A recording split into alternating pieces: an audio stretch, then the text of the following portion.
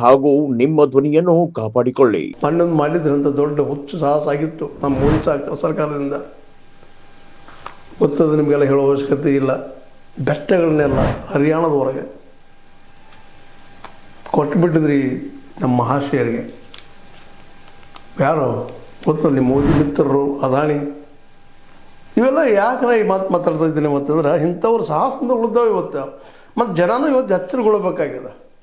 ಇವರು ಅಭ್ಯಾಸ ಮಾಡಬೇಕಾಗಿದೆ. ಗಾಡಿಗಳದಾಯಿತು, ಕಸ್ತೂರಂಗನವ್ರದ, ಇನ್ನುಳಿದವರಾಯ್ತು, ಹಿರಿಯರದ ಅಭ್ಯಾಸ ಮಾಡಿದ್ದಾರೆ. ನಮ್ಮ ನಿಸರ್ಗ ಉಳಿದ್ರೆ ನಾವು ಉಳಿತೀವಿ, ನಮ್ಮ ಭವಿಷ್ಯದಲ್ಲಿ ನಮ್ಮ ಮಕ್ಕಳು ಆರಾಮಿರ್ತಾರಪ್ಪ, ಚೆನ್ನಾಗಿರ್ತಾರೆ ಅನ್ನೋದು ಅಷ್ಟೇ ಸತ್ಯದ.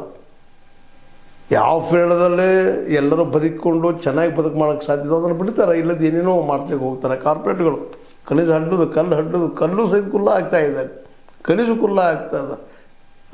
ಅರಾವಳಿ ಪ್ರದೇಶ ನಿಮ್ಗೆ ಹೇಳಿದ್ನಲ್ಲ ಈಗಾಗಲೇ, ಮೊನ್ನೆ ಅರಾವಳಿ ಗುಡ್ಡಗಳೆಲ್ಲ ಕಿತ್ತಾಗಿ ಹಚ್ಚಿದ್ರು ಹೋಗಿರ್ತದೆ. 100 ಮೀಟ್ರ್ ಕೆಳಗಿದ್ದೆಲ್ಲ ಗುಡ್ಡ ಕಿತ್ತು ಹೋಗಿರಬೇಡ್ರಿ, ಮಾರ್ಕೊಂಡು ನಡಿರತ್ತಂತೆ.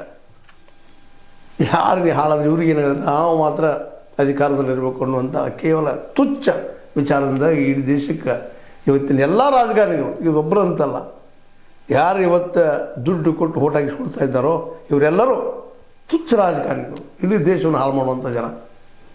ಇದು ಇಳಿದು ಬಂತು ಈ ಕೋರಲಿ ಈ ದೇಶಕ್ಕೆ ಎತ್ತಿಬಿಟ್ಟದ.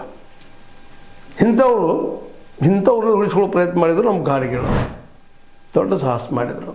ನಾವು ಪ್ರಶಸ್ತಿ ಕೊಟ್ಟಿರೋ ಪಾಪ ಅವ್ರಿಗೆ ಸಮಾಧಾನ ಮಾಡಿದ್ವಿ. ಆದ್ರೆ ಮಾಡಿದ ಸಾಹಸ ಪಶ್ಚಿಮ ಘಟ್ಟ ಹೋದ್ರೆ ನಿಮ್ಗೆ ಉಳಿಲಿಕ್ಕೆ ಸಾಧ್ಯ ಇಲ್ಲಪ್ಪ ಅಂತ ಹೇಳಿದಂಥ ಮಾತುಗಳು, ಅಲ್ಲಿ ವೈವಿಧ್ಯಮಯ ಜೀವಗಳು ಹೋಗ್ತಾವಪ್ಪ, ಅದು ನಿಮಗೆ ಬೇಕೇ ಬೇಕು ಅನ್ನೋಂಥ ಮಾತು ಹೇಳಿದಂಥದ್ದು, ಎಲ್ಲ ಇಂಥ ಹಿರಿಯರು.